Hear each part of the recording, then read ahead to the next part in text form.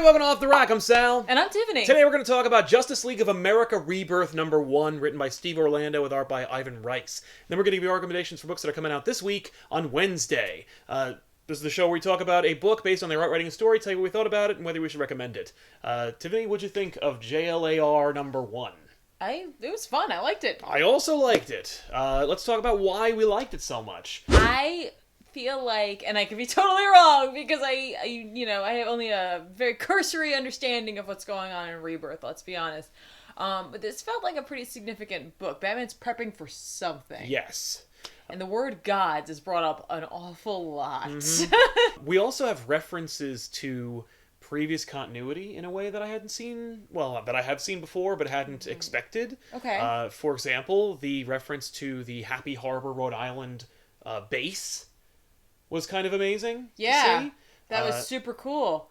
Yeah, it's a really cool idea that somebody had. It kind of hamstrings us a little bit. But otherwise, I just thought it was a fun issue in general. Yeah. As an old school comic fan, I liked that it's basically just Justice League International in a faraway place. I think in JLI it was Detroit. Right. I just think it's kind of fun that Batman is building a team of really regular, except for Killer Frost. Yeah, and some of them have Lobo. powers. Yeah. Well, Lobo's just a really strong guy. Lobo might as well be considered a god. He's about as strong as Superman. Yeah, I mean, but Ozymandias had, weird he was powers. so smart that he could go around. Yeah, exactly. But you know what I mean? I think that's kind of neat. And, it's either going to be a red herring that they're throwing at us, or it could be something truly significant. Overall, the team is kind of fun. Yeah. And I like that we got a reason for certain individuals to join. Not everybody. No, I really liked the Atom scene where he's like, teacher's assistant? No! Yeah. Never mind! Forget I was here! Yeah, teacher's assistants everywhere were like, I can't hang out with Batman. Oh!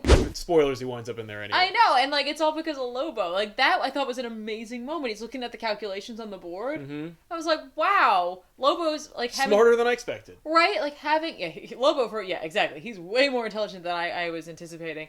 But having a truly human moment in place of Batman. Which I love that. yeah, I dug that. Overall, I thought that Orlando's writing was great. He balances characters very well. Yeah, he really, really did. Everybody had their own voice. I'm looking forward to the conflict between Black Canary and Lobo going places. I mean, I know she's with, Green Arrow sometimes here and there. But, I'm just saying, they're both rough and tumble individuals. Oh, you're suggesting there's going to be some kind of a dalliance between the two characters? They're both motorcycles of sorts. If that happens, I think there will be an uprising. I agree. In Canada. I thought the art was fantastic. No? I loved it. I thought it was great. I thought it was a nice balance of superheroics and regular. I just thought everybody looked cool. I like the art. Okay. I think Joe Prado also did art on this book as well as Ivan Reis. So their dual duties made it. I think it worked. Okay. I didn't care for the coloring.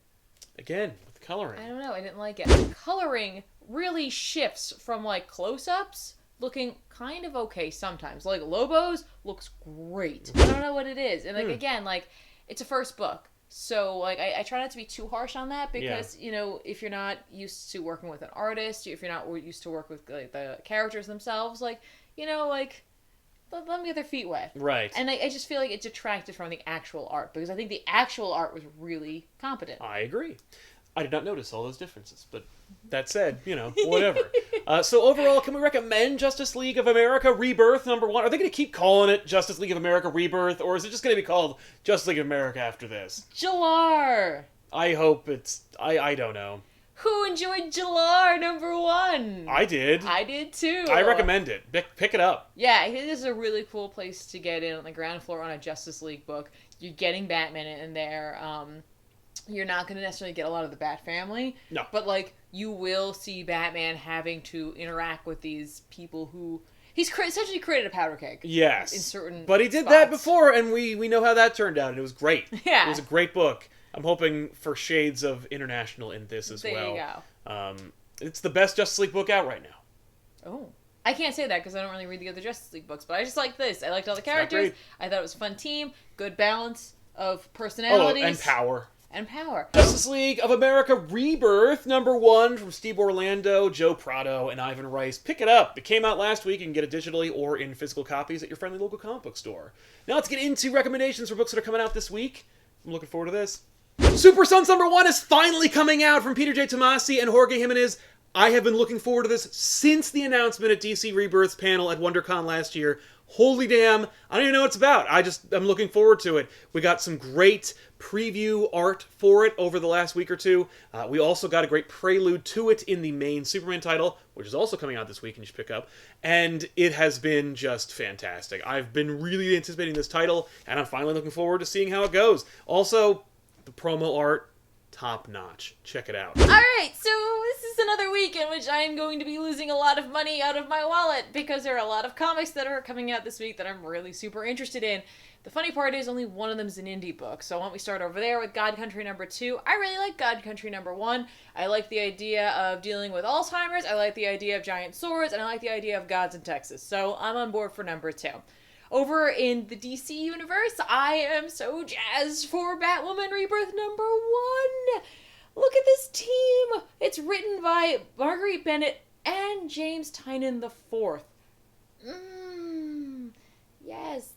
Thank you. I will take that and love it and enjoy it because I like her and I'm excited to see where this goes. Now, over to Marvel, where, don't forget guys, Monsters Unleashed is still going on. #3 is coming out. Still written by Cullen Bunn. This time it's going to be with pencils by Leniel Yu. So that's awesome. And of course, we're going to have some tie-ins. So the only one I'm ever going to tell you guys about, of course, will be the Doctor Strange one.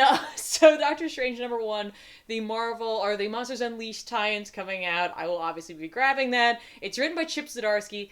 I like him, so I'm totally in, with art by Julian Lopez. And then my #1 recommendation of the week for you guys is Doctor Strange #17, written, of course, by Jason Aaron with art by Chris Bachalo. This is the start of a new arc, people. We just finished up going through Doctor Strange's Rogues Gallery. We're starting brand new, totally new story. If you're not on board, grab this. You're going to be introduced to a character that Aaron has created. It's awesome. I can't wait to see where this arc goes. You will get to know Mr. Misery and where we're going to go with it. So I can't wait. There you have it, everybody. Those are the books that are fit to print as far as we were concerned. Go check those out and pick them up. And of course, don't forget to check out Justice League of America Rebirth #1, which came out last week. We'll see you next week with another episode of Off the Rack. I'm Sal. And I'm Tiffany. So long.